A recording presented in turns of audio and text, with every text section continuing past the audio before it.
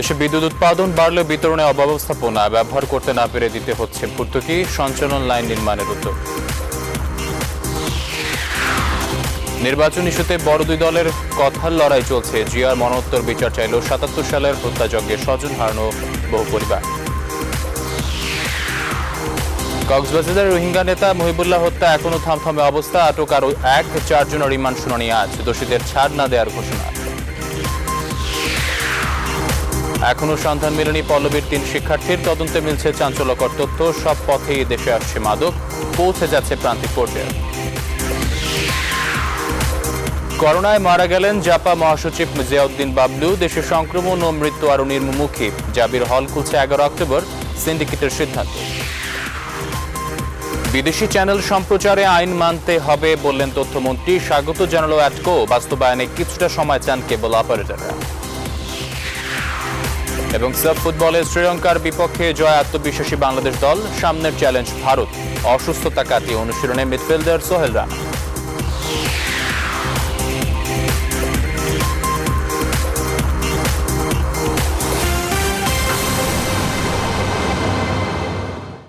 Rainbow allrounder exterior paint, বাংলাদেশের আবহাওয়া উপযোগী একমাত্র পেইন্ট। স্বাগত নিউজ 24 সংবাদ, আপনাদের সাথে আছে আমি আকাশ হাসান। দেখছিলেন সংবাদ শিরোনাম। এবার জানিয়ে দিচ্ছি পুরো সংবাদ। বেসরকারি বিদ্যুৎ উৎপাদন কেন্দ্রের মতো প্রয়োজনীয় সঞ্চালন লাইন নির্মাণেও বেসরকারি বিনিয়োগের কথা ভাবছে সরকার। কারণ সঞ্চালন লাইনের অভাবে বহু প্রস্তুত বিদ্যুৎ কেন্দ্রের বিদ্যুৎ ব্যবহার করা যাচ্ছে না, অথচ সেসব কেন্দ্রের জন্য বিপুল অঙ্কের ভর্তুকি দিতে হচ্ছে সরকারকে। পটুয়াখালীর তাপবিদ্যুৎ কেন্দ্র থেকে ফিরে জানাচ্ছেন বোরহানুল হক সম্রাট। দেশের দক্ষিণের শেষ উপজেলায় পায়রা তাপবিদ্যুৎ কেন্দ্রটি গড়ে উঠলেও সেই কলাপাড়াতেই দিনরাত ২৪ ঘন্টায় বিদ্যুৎ চলে যায় ৩ থেকে ৪ বার। যথাযথ সঞ্চালন লাইনের অভাবেই এই অবস্থা। এমন অবস্থা দেশের বহু জায়গাতেই। বাংলাদেশ চায়না পাওয়ার কোম্পানি লিমিটেড নির্ধারিত সময়ে এই বিদ্যুৎ কেন্দ্রটি নির্মাণ করলেও সরবরাহের ক্ষেত্রে শুরুতেই বাধার মুখে পড়ে।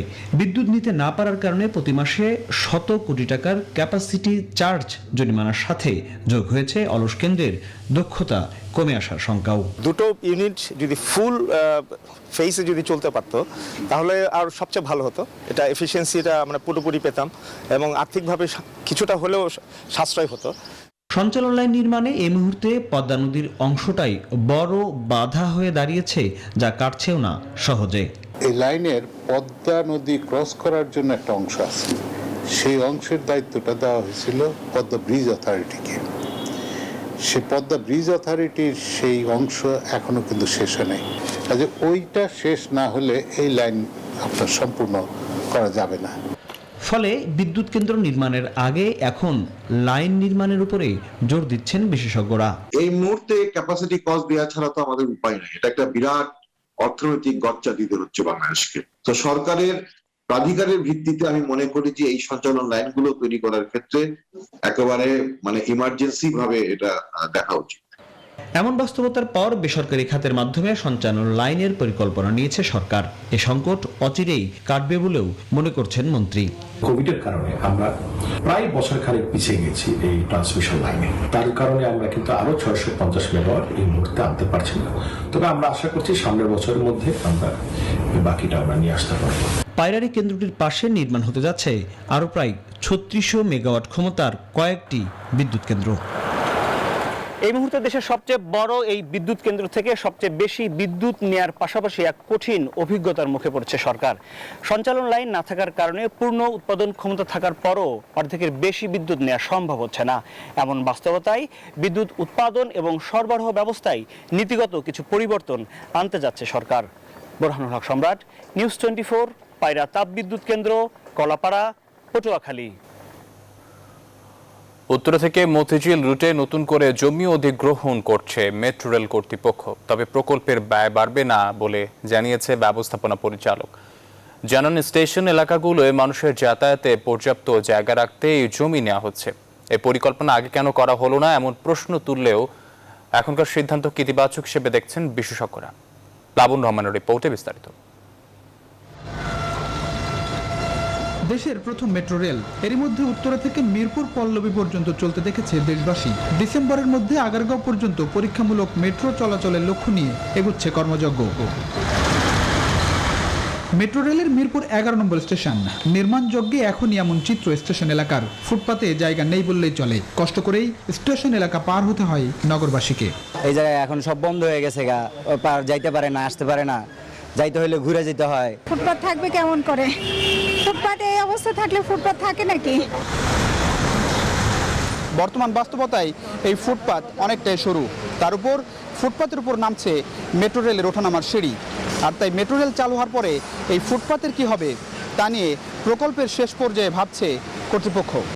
এই জন্য রাজধানীর কাজীপাড়া, শেওড়াপাড়া সহ বেশ কয়েকটি স্টেশন এলাকায় নতুন করে জমি অধিগ্রহণ করছে মেট্রো রেল কর্তৃপক্ষ, যাতে মেট্রো চালু হলেও ফুটপাত দিয়ে চলাচল করতে কোনো অসুবিধায় পড়তে না হয় যাত্রীদের। যেখানে স্টেশন গুলো আছে এবং সেখানে যে এক্সিট এন্ট্রি গুলো আছে, সিঁড়ি, লিফট, এসকেলেটর, সেই জায়গাগুলোতে যে স্বাচ্ছন্দ্যে যে যাতায়াত করতে পারে, সেই জন্য আমরা স্টেশনের এই মাথা থেকে শেষ মাথা পর্যন্ত একটা সুন্দরভাবে একটা স্ট্যান্ডার্ড ফুটপাত আমরা করে দিব। সেখানে কিছু ল্যান্ড অ্যাকুইজিশন হতে পারে, মূল প্রকল্পের ব্যয় এবং সময় বৃদ্ধি পাবে না। গণপরিবহন বিশেষজ্ঞদের মতে মেট্রো রেল চালু হলে স্টেশন এলাকাগুলোই প্রচুর চাপ থাকবে যাত্রীদের, সে কারণে পর্যাপ্ত জায়গা রাখার কোনো বিকল্প নেই। ফুটপাতটা মেট্রোর ল্যান্ডিং এর জন্য এমনিও চলে যাচ্ছে, সুতরাং আমি যদি কিছু জায়গা নিতে পারি তাহলে ফুটপাতটা ফাংশনাল থাকবে, ওয়াকওয়েটা যেন পেডিস্ট্রিয়ান ফ্রেন্ডলি রাখতে পারি, কারণ অনেকে হেঁটেই কিন্তু মেট্রো স্টেশনে আসবে। সুতরাং আমাকে কিন্তু এখানে জায়গা যেমন নিতে হবে, জায়গার সদ্ব্যবহারটাও নিশ্চিত করতে হবে। পরিকল্পনা অনুযায়ী উত্তরা উত্তর, আগারগাঁও এবং কমলাপুরে হবে মেট্রো রেলের স্টেশন প্লাজা। পাশাপাশি ফার্মগেটেও একটি স্টেশন প্লাজা করার চিন্তা করছে কর্তৃপক্ষ। সবকিছু ঠিক থাকলে আগামী বছরের ডিসেম্বরে যাত্রী চলাচলের মধ্য দিয়ে শুরু হবে মেট্রোর বাণিজ্যিক চলাচল। প্লাবন রহমান, নিউজ 24, ঢাকা। দ্বাদশ সংসদ নির্বাচন সুষ্ঠু হলে আওয়ামী লীগ 30টি আসন পাবে না বলে মন্তব্য করেছেন বিএনপির মহাসচিব মির্জা ফখরুল ইসলাম আলমগীর। শনিবার রাজধানীর ইঞ্জিনিয়ার্স ইনস্টিটিউশন মিলনায়তনে বিএনপির আয়োজিত এক আলোচনা সভায় এ মন্তব্য করেন তিনি। 2001 সালের 1 অক্টোবর তত্ত্বাবধায়ক সরকারের অধীনে সর্বশেষ নিরপেক্ষ নির্বাচন শীর্ষক সভায় ব্যাপক শোডাউন করেন বিএনপি নেতা কর্মীরা। মারুফুর রহমানের প্রতিবেদন। শনিবার রমনার ইঞ্জিনিয়ার্স ইনস্টিটিউশন মিলনায়তনে বিএনপি আয়োজিত 2001 সালের 1 অক্টোবর তত্ত্বাবধায়ক সরকারের অধীনে সর্বশেষ নিরপেক্ষ নির্বাচন শীর্ষক আলোচনা সভা রূপান্তরিত হয় সমাবেশে। বিএনপি মহাসচিব বলেন, দেশে যদি সুষ্ঠু নির্বাচন হয় তাহলে আওয়ামী লীগ 30টি আসনও পাবে না। আমাদের কথা পরিষ্কার, নির্বাচন খেলা আর হবে না। নির্বাচন হতে হলে অবশ্যই একটি নির্বাচনকালীন সময়ে নিরপেক্ষ সরকারের অধীনে নির্বাচন হতে হবে। আওয়ামী লীগের কোনো জনসমর্থন নেই মন্তব্য করে স্থায়ী কমিটির নেতা মির্জা আব্বাস বলেন, এই সরকারের অধীনে যে কোনো নির্বাচন কমিশন হোক না কেন আমরা তার নির্বাচনে যাব না। বিএনপি লক্ষ লক্ষ নেতা কর্মী, বিএনপি লক্ষ লক্ষ সমর্থক তাদের মাথায় ঘুরে বেড়াচ্ছে, সারা বাংলাদেশের জনগণের মাথায় ঘুরে বেড়াচ্ছে এই আওয়ামী লীগ গেল, বিএনপি এলো। খালেদা জিয়ার মুক্তি না হওয়ার দায় দলেরও আছে স্বীকার করে বিএনপি নেতারা তৃণমূলকে আন্দোলনের প্রস্তুতি নেওয়ার আহ্বান জানান। মারুফা রহমান, নিউজ 24, ঢাকা। নির্বাচন কমিশন সাংবিধানিক প্রতিষ্ঠান, এই প্রতিষ্ঠানের উপর সরকারের কোনো হস্তক্ষেপ নেই বলে মন্তব্য করেছেন আওয়ামী লীগের সাধারণ সম্পাদক ওবায়দুল কাদের। দেশে আর তত্ত্বাবধায়ক সরকার হবে না বলে জানিয়েছেন দলের যুগ্ম সাধারণ সম্পাদক মাহবুবুল আলম হানিফ। শনিবার পৃথক অনুষ্ঠানে তারা এসব বলেন। তৌফিক মাহমুদ মুন্নার রিপোর্ট। 2023 সালের শেষে অনুষ্ঠিত হবে দ্বাদশ জাতীয় সংসদ নির্বাচন। সেই হিসেবে 2 বছরের মতো সময় বাকি রয়েছে নির্বাচনের, কিন্তু রাজনীতির ডামাডোলে এখনই উত্তাপ ছড়াচ্ছে আগামী নির্বাচন ইস্যু। কাকে ঘিরে সরকার গঠন করবেন? শনিবার চাঁদপুর স্টেডিয়াম মাঠে আওয়ামী লীগের চট্টগ্রাম বিভাগীয় সাংগঠনিক সফর উপলক্ষে চাঁদপুর জেলা আওয়ামী লীগের তৃণমূল প্রতিনিধি সভা অনুষ্ঠিত হয়। সভায় প্রধান অতিথি হিসেবে উপস্থিত ছিলেন আওয়ামী লীগের যুগ্ম সাধারণ সম্পাদক মাহবুবুল আলম হানিফ। এখনো তারা তাদের মন মতো হানিফ সাফ জানিয়ে দেন, দেশে আর হবে না তত্ত্বাবধায়ক সরকার, সেক্ষেত্রে নির্বাচনে অংশ নেওয়া না নেওয়া সম্পূর্ণ বিএনপি সিদ্ধান্ত। কোনো রাজনৈতিক দল যদি মনে করে নির্বাচনে অংশ নেবেন না, এটা তাদের গণতান্ত্রিক অধিকারের মধ্যে পড়ে।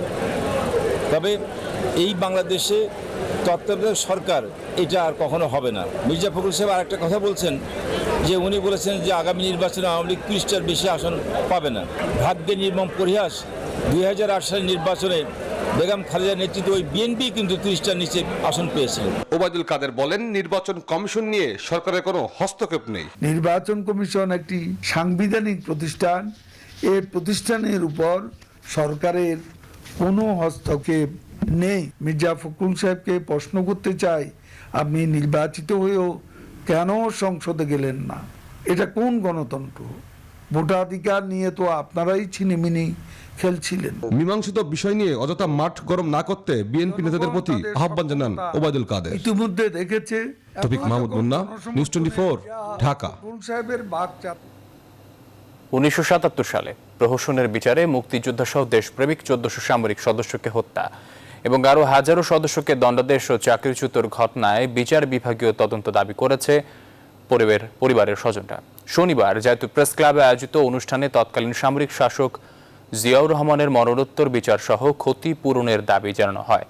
অনুষ্ঠানে আলোচকরা অভিযোগ করেন, বঙ্গবন্ধু হত্যার মূল কুশীলব জিয়া ক্ষমতাকে পাকাপোক্ত করতেই মিথ্যার অভিযোগ তুলে এই নীলনকশা বাস্তবায়ন করেন। মাহমুদুল হাসানের রিপোর্ট। স্বামীকে মেরে ফেলছে, ফাঁসি দিয়েছে, বা তার কবরটা কোথায় করেছে কিছুই জানান নাই। 44 বছর ধরে স্বামীর কোনো খোঁজ জানেন না নুরুন নাহার বেগম। তার স্বামী সার্জেন্ট দেলোয়ার হোসেন ছিলেন বাংলাদেশ বিমান বাহিনীর একজন সদস্য।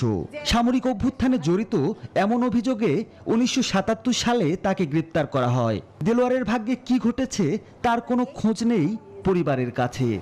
আমি আকুল আবেদন করি শেখ হাসিনা প্রধানমন্ত্রীর নিকট। শনিবার জাতীয় প্রেস ক্লাবে উপস্থিত ছিলেন এমন অনেক পরিবারের স্বজন যারা বুঝে পাননি তাদের পরিবারের মূল সদস্যের কবরটুকুও। 1977 সালে একটি জাপানি বিমান ছিনতাই করে ঢাকায় আনে জাপান রেড আর্মির সদস্যরা।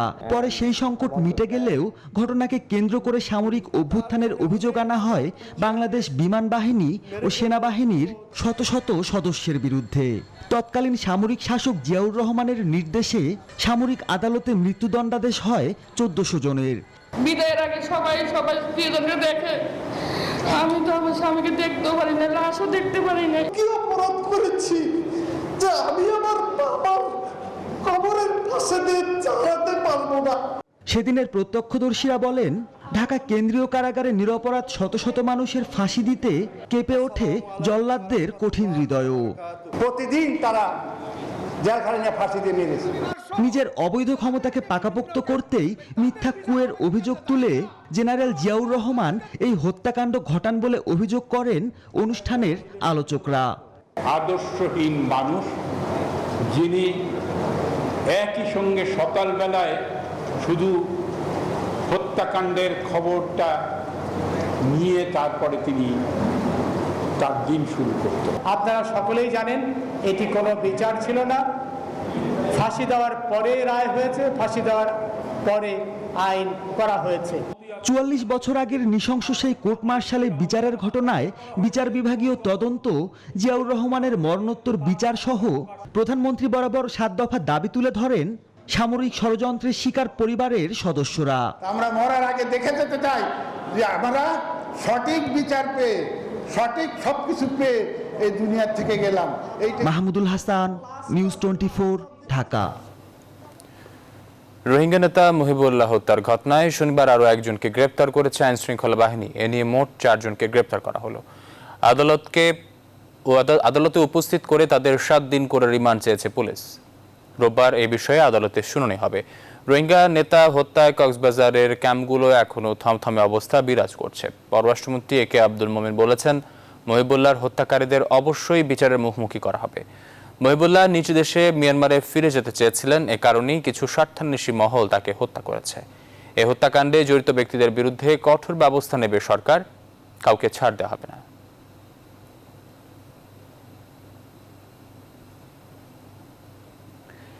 রাজধানীর পল্লবীতে 3 উচ্চ মাধ্যমিকের ছাত্রী কলেজে যাওয়ার কথা বলে বাসা থেকে বের হওয়ার পর আর ফেরেননি। তারা 3 জনই নগদ টাকা ও স্বর্ণালংকার নিয়ে উধাও হন। তাদের খোঁজ না পাওয়ায় থানায় মামলা করে তাদের পরিবার। মিরপুরের ডিসি বলেন, তরুণীরা দেশেই আছেন, তাদের চলাচলের বিষয়েও নজরদারি চলছে। এই ঘটনায় বেশ কয়েকজনকে জিজ্ঞাসাবাদ করা হয়েছে, আটক আছেন 2 জন। বিস্তারিত জানাচ্ছেন মাসুদা লাবনী। রাজধানী পল্লবীতে কলেজ পড়ুয়া 3 বান্ধবী বাসা থেকে নগদ টাকা, স্বর্ণের গহনা, স্কুল সার্টিফিকেট ও মূল্যবান সামগ্রী নিয়ে উধাও হন বৃহস্পতিবার। শুক্রবার থানায় মামলার পর বেরিয়ে আসছে চাঞ্চল্যকর তথ্য। তাদের বাসায় গিয়ে জানা যায়, নিখোঁজ জান্নাত নিশার বাবা পোস্ট অফিসের পিয়ন ছিলেন, আর সবজি বিক্রেতার মেয়ে কানিজ ফাতেমা। স্নেহার বাবা সংসার চালান দই বিক্রি করে। ঠিক আছে, তারপরে এই দিন স্নেহার বাসায় গিয়ে জানা যায়, তার বাসায় প্রায়ই আড্ডা দিত 3 বান্ধবী। এই রুমে বসে তারা ভিনদেশি ভাষা শিখত বলে জানতো স্নেহার স্বজনরা। টিকটক বানাতো জিনিয়া, ওর সূত্র ধরে তারা শিখছে। জিনিয়ার একটা সিন্ডিকেট আছে, সিন্ডিকেট গ্রুপের সাথে এরা অ্যাড হয়ে একটা গ্রুপ হয়ে, মনে করেন যে একটা পাচারকারী সংস্থা এদের সাথে একটা জড়িত হয়ে কোনো ধরনের হয়েছে, অকারণ আমরা এরকম বুঝতেছি। জান্নাত নিশার বাসায় গিয়েও জানা যায় একই তথ্য। বৃহস্পতিবার 3 বান্ধবী কলেজ যাওয়ার পর না ফেরায় শুক্রবার 3 পরিবারই মামলা করে পল্লবী থানায়। বিদেশে পড়তে যাবে এরকম আমাদের বোন আর কি আমাদেরকে বলতো। তবে আইন শৃঙ্খলা বাহিনীর জিজ্ঞাসাবাদ ও তদন্তে পাওয়া গেছে বেশ কিছু তথ্য। তারা কি কারণে বাসা থেকে এরকম যোগসাজশে বের হইল? শুধুমাত্র টিকটক, আফগানিস্তান, মধ্যপ্রাচ্য বা এই কোনো দালালের খপ্পরে পড়া, এরকম যতগুলো ইস্যু আছে সবগুলো ইস্যু মাথায় রেখেই আমরা এই তদন্তে নেমেছি। মিরপুর বিভাগের ডিসি বলেন, কয়েকজনকে জিজ্ঞাসাবাদ করা হয়েছে। তরিকুলকে আটক করা হয়েছে, যে তরিকুল হচ্ছে একটা আইটি এক্সপার্ট। সে হচ্ছে এই যে নিশার বন্ধু। তার আবার এক বান্ধবী আছে, সে আবার টিকটকের জিনিয়া নাম, সে আবার টিকটক করে। তরিকুল হচ্ছে আবার তার বন্ধু। সম্প্রতি দেশ থেকে নারী পাচার বা প্রলোভনের শিকার হচ্ছেন অনেক তরুণী ও নারী। মাসুদা লাবনী, নিউজ 24, ঢাকা। জলস্থলে আকাশপথে মাদকের চালান ঢুকছে নানা উপায়ে। মিয়ানমার থেকে সীমান্ত দিয়ে কৌশলে বাংলাদেশে আসছে ইয়াবা, আইস, গাঁজাসহ ভয়ঙ্কর সব মাদক। লিটন বাবুর ক্যামেরায় বিস্তারিত জানাচ্ছেন মৌ। ইয়াবা এক মরণ নেশা। 1997 সালে ইয়াবার আবির্ভাব হলেও পার্শ্ববর্তী দেশ মিয়ানমার থেকে 2003 সালে প্রথম ইয়াবা ঢোকে বাংলাদেশে।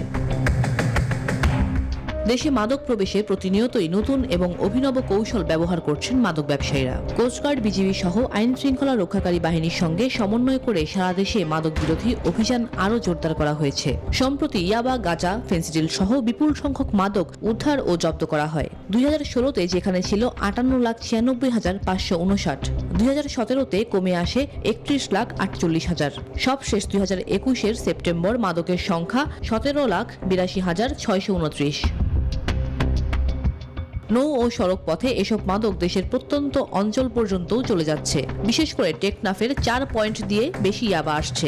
সীমান্তবর্তী নাফ নদীর ওপারেই ইয়াবার কারখানা। বাংলাদেশ কোস্টগার্ড জানায়, মাদকের বিষয়ে তাদের নীতি জিরো টলারেন্স।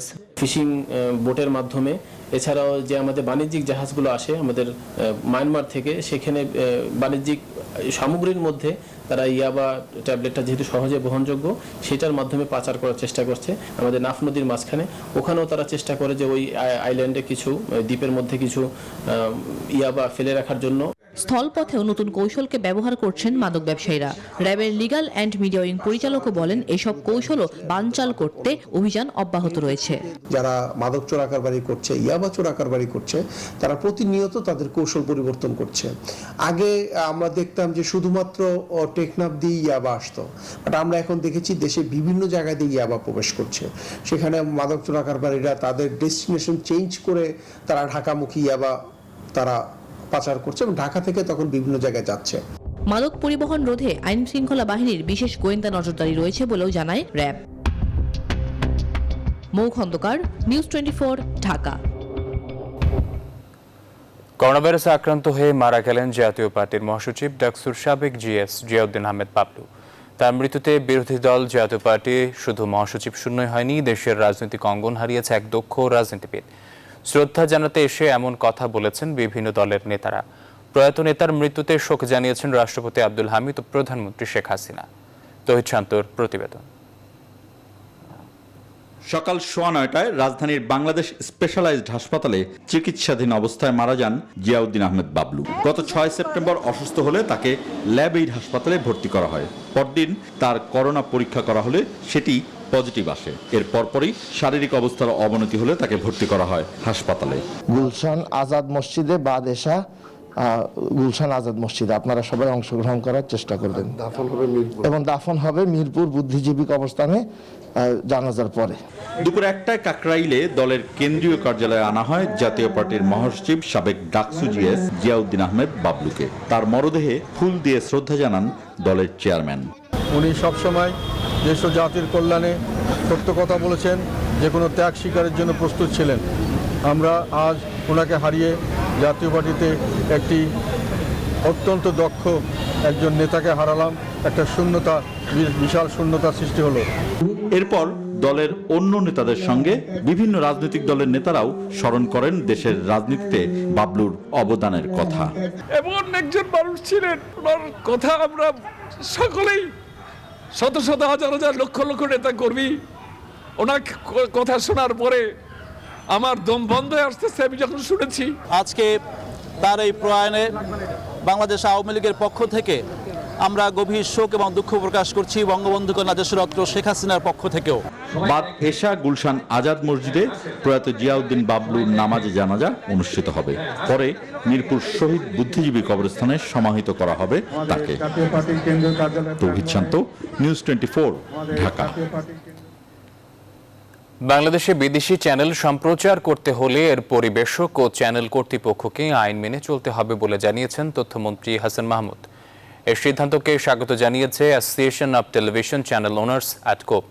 কেবল অপারেটররা বলেছেন, সরকারের নির্দেশনা মেনে শুধু দেশীয় চ্যানেল চললে ব্যবসায়িক ক্ষতির মুখে পড়বেন তারা।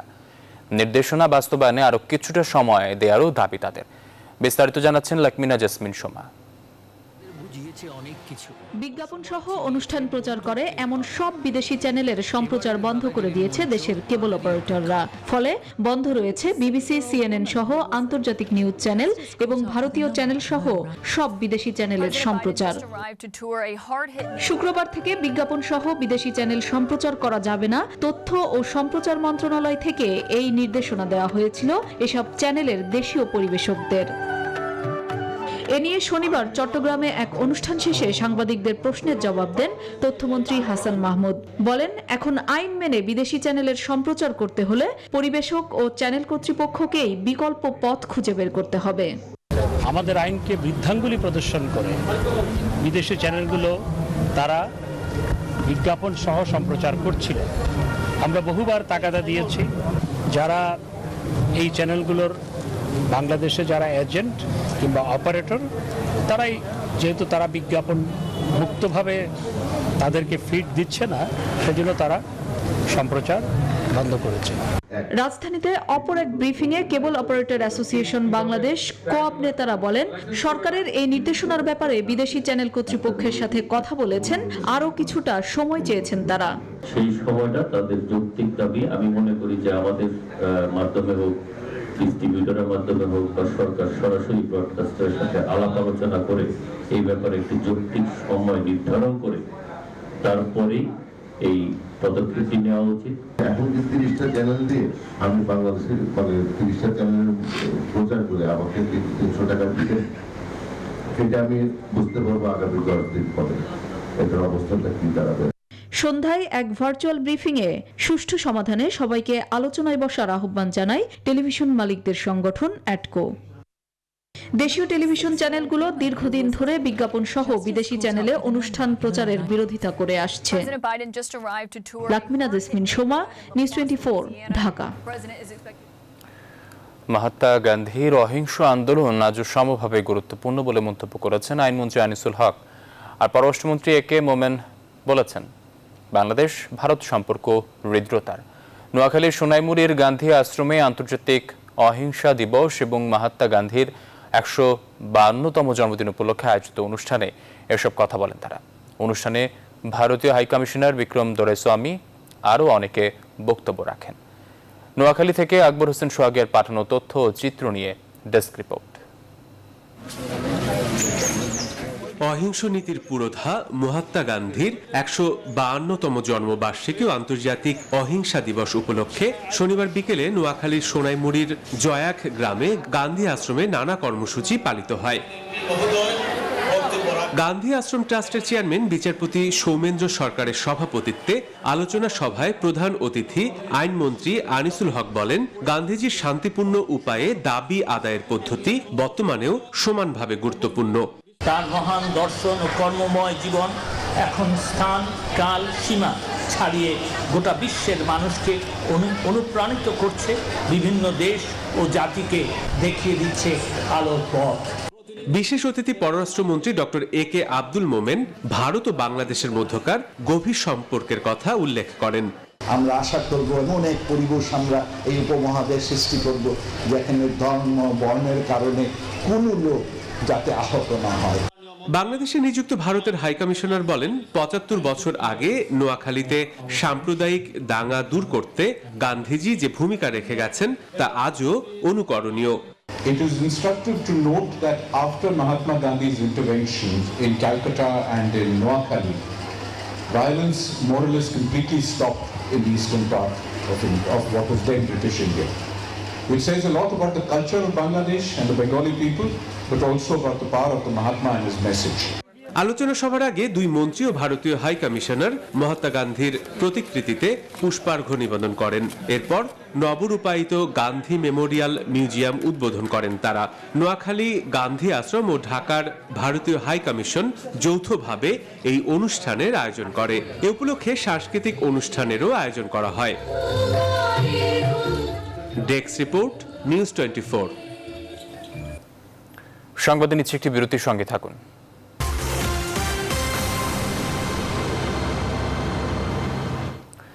বিরতির পর আবারও স্বাগত সংবাদে।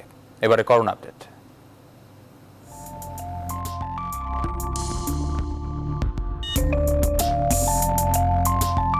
কাপটা ভালো করে ধুয়ে এক কাপটা। কাপ তো ভালো করে ধুইতাছি, তো আপনি হাতটা ধুবেন না? চাচা মাস্কটা ঠিক করে পড়েন। মাছ পড়লে চা খামু কেমনে? খাওয়ার আগে নামাইবেন, খাওয়ার পরে উঠাইবেন। করোনা ঠেকাই। দেশে করোনা ভাইরাসের সংক্রমণে গত 24 ঘন্টায় আরও 24 জনের মৃত্যু হয়েছে। এই সময় নতুন রোগী শনাক্ত হয়েছেন 589 জন। শনিবার স্বাস্থ্য অধিদপ্তরের সংবাদ বিজ্ঞপ্তিতে এসব তথ্য জানানো হয়েছে। 24 ঘন্টায় মোট 17,283টি নমুনা পরীক্ষার বিপরীতে শনাক্তের হার 3.41%। এই নিয়ে টানা 3 দিন শনাক্তের হার 4%-এর নিচে রইল। এখন পর্যন্ত দেশে মোট 15,57,347 জনের দেহে করোনার সংক্রমণ শনাক্ত হয়েছে। এর মধ্যে মৃত্যু হয়েছে 27,555 জনের, আর সুস্থ হয়েছেন 15,17,642 জন। সর্বশেষ সুস্থ হয়েছেন 741 জন।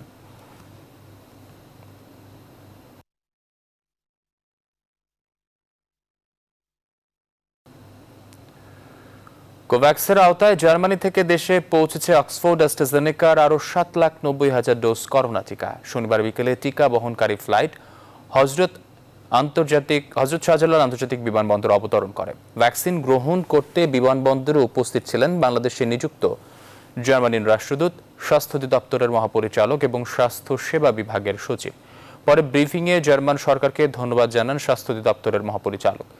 একই সঙ্গে বর্তমানে দেশে করোনা টিকার মজুত এবং টিকাদানের তথ্য তুলে ধরেন তিনি। এ সময় বাংলাদেশে নিযুক্ত জার্মান রাষ্ট্রদূত করোনাকালে বাংলাদেশের পাশে থাকতে পেরে সন্তুষ্টি প্রকাশ করেন।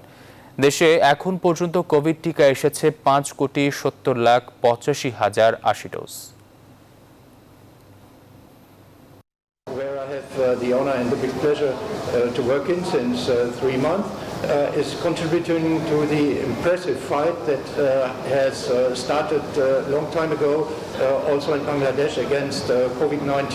And I must say we admire the dynamic that the ongoing vaccination campaign has taken. And I'm very proud that with this shipment that just arrived, দেশের সব বিভাগীয় বিশ্ববিদ্যালয়ে একযোগে অনুষ্ঠিত হয়েছে ঢাকা বিশ্ববিদ্যালয়ের খ ইউনিটের ভর্তি পরীক্ষা। একটি আসনের বিপরীতে ভর্তি পরীক্ষার যুদ্ধে অংশ নেন 20 জন শিক্ষার্থী। প্রশ্নপত্র কিছুটা কঠিন হয়েছে জানালেও আর তেমন কোনো অভিযোগ ছিল না পরীক্ষার্থীদের।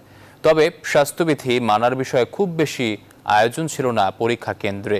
পরীক্ষার্থীদের সাথে অভিভাবকদের কেন্দ্রে না আসার আহ্বান জানিয়ে ঢাকা বিশ্ববিদ্যালয়ের উপাচার্য বলেছেন, ভর্তি পরীক্ষা নিয়ে কোনো গুজব ছড়ালে কঠোর ব্যবস্থা নেওয়া হবে।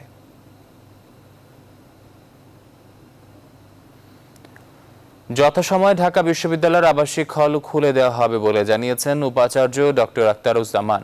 অমর একুশে হলে তালা ভেঙে শিক্ষার্থী প্রবেশের ঘটনায় সাংবাদিকদের প্রশ্নের জবাবে তিনি শিক্ষার্থীদের নিয়ম ভঙ্গ না করার আহ্বান জানান। বিশ্ববিদ্যালয়ের আবাসিক হলগুলো 5ই অক্টোবর যথারীতি যেভাবে যে শর্ত অনুসরণ করে আছে হল প্রাধ্যক্ষবৃন্দ সেজন্য সকল প্রস্তুতি সম্পন্ন করেছেন এবং শৃঙ্খলা ভঙ্গ কেউ না করি, সকলে দায়িত্বশীল আচরণ করি, সেটির দিকে আমরা সকলে যত্নশীল থাকব, সেটি সকলের কাছ থেকে প্রত্যাশা। জাহাঙ্গীরনগর বিশ্ববিদ্যালয়ের আবাসিক হল ও কেন্দ্র লাইব্রেরি আগামী 11 অক্টোবর খুলে দেওয়া হবে আর ক্লাস শুরু হবে 21 অক্টোবর।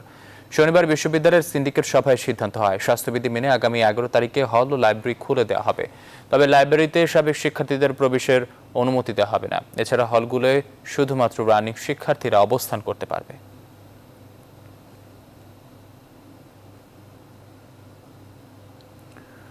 অধ্যাপক ডক্টর এম.এ.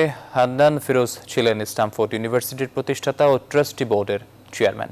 এছাড়া এসটিভি ইউএস এর চেয়ারম্যান, দৈনিক আমাদের সময়ের সম্পাদকীয় মণ্ডলীর সভাপতি, দৈনিক বাংলাদেশ সময়ের প্রকাশক ও প্রতিষ্ঠাতা সম্পাদক হিসেবে বিভিন্ন সময়ে দায়িত্ব পালন করেন।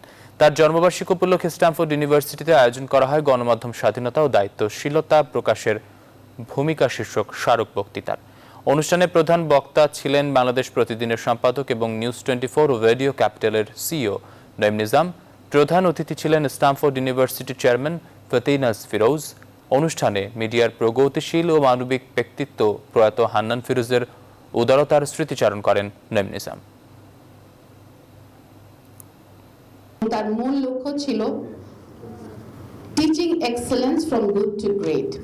That was the motto which he started this educational institution, from good to better and then to excellent and from excellent to great to greatness. Hannan ফিরোজের অনেকগুলো পার্টের মধ্যে ছিল, একটা হলো শিক্ষার প্রসারে তার ভূমিকা, রাজনীতি, একটা প্রগ্রেসিভ পলিটিক্স তিনি ঢাকা বিশ্ববিদ্যালয়ের অংশ নিয়েছিলেন এবং কর্মজীবনে এসেও তিনি সেটা তার অব্যাহত রাখার চেষ্টা করেছিলেন। তিনি কিন্তু উদারতা, প্রগতিশীলতা, এই বিশ্ববিদ্যালয় থেকে এগিয়ে নেওয়ার সার্বিক জায়গাগুলো তৈরি করে রেখে গিয়েছিলেন, যারা বাংলাদেশের প্রত্যেকটা খাতে, প্রত্যেকটি সেক্টরে নিজেদের অবস্থান দৃঢ় করবেন, সেখানে একজন হান্নান ফিরোজের অবস্থান তৈরি হবে, সেখানে একজন হান্নান ফিরোজ টিকে থাকবেন। এবার প্রতারণার অভিযোগ উঠেছে কমার্স প্রতিষ্ঠান রিং আইডির বিরুদ্ধে। প্রতিষ্ঠানটির পরিচালক সাইফুল ইসলামকে শুক্রবার গুলশান থেকে গ্রেফতার করেছে পুলিশের অপরাধ তদন্ত বিভাগ সিআইডি। রাজধানীর ভাতারা থানায় দায়ের করা ডিজিটাল নিরাপত্তা আইনের মামলায় শনিবার 2 দিনের রিমান্ড মঞ্জুর করেছেন সিএমএম আদালত। সিআইডির বিশেষ পুলিশ সুপার রেজাউল মাসুদ জানান, সিআইডির সাইবার পুলিশ সেন্টার রিং আইডির অবৈধ কার্যক্রম সম্পর্কে বিপুল পরিমাণ তথ্য সংগ্রহ করে 3 মাসে 212 কোটি 45 লাখ টাকা হাতিয়ে নেওয়ার তথ্য পাওয়া যায়। রিং আইডি যেন অবৈধভাবে দেশের টাকা বাইরে পাচার করতে না পারে, সেজন্য ইতিমধ্যেই তাদের সব ব্যাংক অ্যাকাউন্ট ফ্রিজ করতে বাংলাদেশ ব্যাংকে অনুরোধ জানিয়েছে সিআইডি।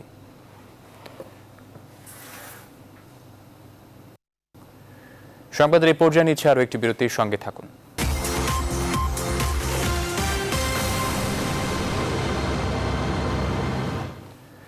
বিরতির পর আবারও স্বাগত সংবাদে। এবার প্রবাসের খবর।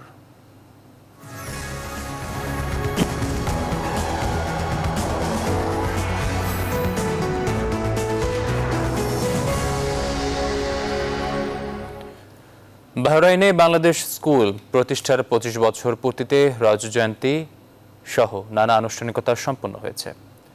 শুক্রবার স্কুল মিলনায়তনে অনুষ্ঠিত এই আয়োজনে প্রধান অতিথি ছিলেন বাহরাইনে নিযুক্ত বাংলাদেশের রাষ্ট্রদূত ডক্টর মোহাম্মদ নজরুল ইসলাম। বিশেষ অতিথি ছিলেন শ্রম কাউন্সিলর শেখ তৌহিদুল ইসলাম ও দূতাবাসের প্রথম সচিব হারুন রশিদ। এ সময় স্কুলের ভারপ্রাপ্ত অধ্যক্ষ শাহিদা বেগম স্কুলের 25 বছরের যাত্রা ও ভবিষ্যৎ পরিকল্পনা তুলে ধরেন।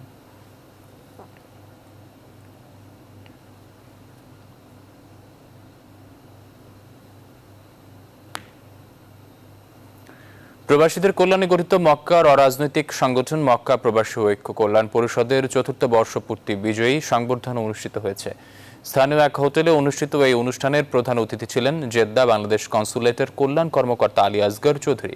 অনুষ্ঠানে প্রবাসীদের বিভিন্ন সমস্যার সমাধান, বৈধ পথে রেমিটেন্স প্রেরণে প্রবাসীদের উৎসাহিত করতে 4% প্রণোদনা প্রদানের আহ্বান জানানো হয়।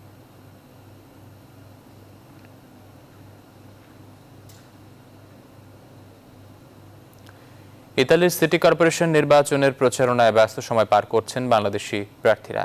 ৩ ও ৪ অক্টোবর অনুষ্ঠিত হতে যাওয়া মিলান সিটি কর্পোরেশনে নির্বাচনে একমাত্র প্রবাসী বাংলাদেশি কুমিল্লার বিভাস চন্দ্র কর মিউনিসিপি থেকে কাউন্সিলর পদে লড়ছেন।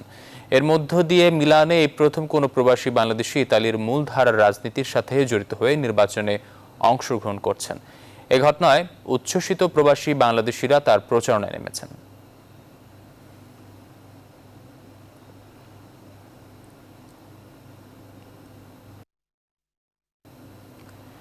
এবার খেলার খবর। লঙ্কানদের বিপক্ষে জয়ের পর আত্মবিশ্বাসী জাতীয় ফুটবল দল মালদ্বীপে ভারত বধের প্রত্যয় নিয়ে শনিবার অনুশীলন করেছে জামাল ভুঁইয়ারা। অসুস্থতা কাটিয়ে অনুশীলনে যোগ দিয়েছেন মিডফিল্ডার সোহেল রানা। এদিকে ভারতের বিপক্ষে ম্যাচের আগে নিজেদের প্রস্তুত করতে পাওয়া সময়টাকে কাজে লাগাতে চায় টিম ম্যানেজমেন্ট। আগামী 4 অক্টোবর ভারতের বিপক্ষে নিজেদের দ্বিতীয় ম্যাচে মাঠে নামবে বাংলাদেশ। মালদ্বীপ থেকে আরও জানাচ্ছেন মাহফুজুল ইসলাম। মালদ্বীপের মালের টার্ফ গ্রাউন্ডে অনুশীলনে আত্মবিশ্বাসী টিম বাংলাদেশ। দলের জন্য সুসংবাদ, অসুস্থতা কাটিয়ে অনুশীলনে ফিরেছেন মিডফিল্ডার সোহেল রানা। তবে প্রথম ম্যাচে পায়ের গোড়ালিতে হালকা ব্যথা পাওয়ায় এদিন অনুশীলনে রানিং করার পর ভালো অনুভব না হওয়ায় বিশ্রামে ছিলেন তপু বর্মন। ম্যাচের পর দিন তাই শিষ্যদের হালকা অনুশীলন করেছেন অস্কার। ভারতের বিপক্ষে কঠিন পরীক্ষা ফুটবলারদের সামনে, তবে সেই বাধা পেরোতে আত্মবিশ্বাসী সোহেল ইব্রাহিমরা। শ্রীলঙ্কার সাথে আমরা যেই মিস্টেকগুলো করেছি, যেমন ফিনিশিং, এই জায়গাটায় আমাদের একটু সমস্যা হচ্ছিল। আশা করি আমরা ইন্ডিয়ার সাথে এত সুযোগ পাবো না, বাট আমরা যেটাই পাবো যেন আমরা এটা ফিনিশ করতে পারি। আমরা যেহেতু ফার্স্ট ম্যাচটা জয় দিয়ে শুরু করছি, আমাদের চান্সটা এখন বেশি বলা যায়। এদিকে ভারতের বিপক্ষে দ্বিতীয় ম্যাচের আগে পাওয়া সময়টা কাজে লাগাতে চায় টিম ম্যানেজমেন্ট। সেকেন্ড পার্ট আমাদের ইন্ডিয়ার জন্য আমাদের টিমকে যে ধরনের ট্রেনিং এবং যে ধরনের মডিফাই এবং বুস্ট আপ করা দরকার সেই ধরনের কাজ করতেছি। আগামী 4 অক্টোবর ভারতের বিপক্ষে নিজেদের দ্বিতীয় ম্যাচে মাঠে নামবে বাংলাদেশ। টুর্নামেন্টের প্রথম ম্যাচে জয়টা দলের আত্মবিশ্বাস বাড়িয়েছে বহুগুণ। তবে এই আত্মবিশ্বাসের ধারাবাহিকতা বজায় রাখতে জয়ের ধারাবাহিকতা রাখার কোনো বিকল্প নেই। ম্যাচের পরবর্তী দিন এই অনুশীলনে বেশ ফুরফুরে বাংলাদেশের ফুটবলাররা। আর প্রতিপক্ষের বিপক্ষে কৌশল সাজাতে দিন দুয়েক সময় পাচ্ছে কোচ অস্কার ব্রুজন। মালদ্বীপের মালে থেকে মাহফুজুল ইসলাম, নিউজ 24। সংবাদ শেষ করব, তার আগে শিরোনামগুলো জানিয়ে দিচ্ছি আরও একবার।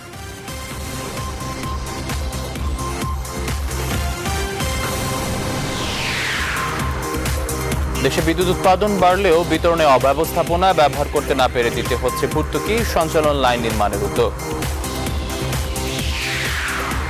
নির্বাচন ইস্যুতে বড় দুই দলের কথার লড়াই চলছে। জিয়ার মরণোত্তর বিচার চাইল ৭৭ সালের হত্যাযজ্ঞে স্বজন হারানো বহু পরিবার। কক্সবাজারের রোহিঙ্গা নেতা মুহিবুল্লাহ হত্যা এখনো থমথমে অবস্থা, আটক আরও 4 জনের রিমান্ড শুনানি আজ, দোষীদের ছাড় না দেওয়ার ঘোষণা।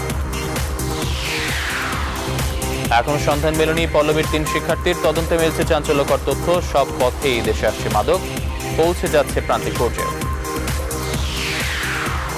করোনায় মারা গেলেন জাবা মহাসচিব জিয়াউদ্দিন বাবলু। দেশের সংক্রমণ ও মৃত্যু আরও নিম্নমুখী। জাবির হল খুলছে 11 অক্টোবর, সিন্ডিকেটের সিদ্ধান্ত। বিদেশি চ্যানেল সম্প্রচারে আইন মানতে হবে বললেন তথ্যমন্ত্রী, স্বাগত জানালো অ্যাডকো। বাস্তবায়নে কিছুটা সময় চান কেবল অপারেটররা। সাব ফুটবলে শ্রীলঙ্কার বিপক্ষে জয় আত্মবিশ্বাসী বাংলাদেশ দল। সামনের চ্যালেঞ্জ ভারত, অসুস্থতা কাটিয়ে অনুশীলনে মিডফিল্ডার সোহেল রানা। দর্শক, এখন এই পর্যন্তই। আরো খবর ও বিশ্লেষণ জানতে ভিজিট করুন www.news24bd.tv। ধন্যবাদ সবাই।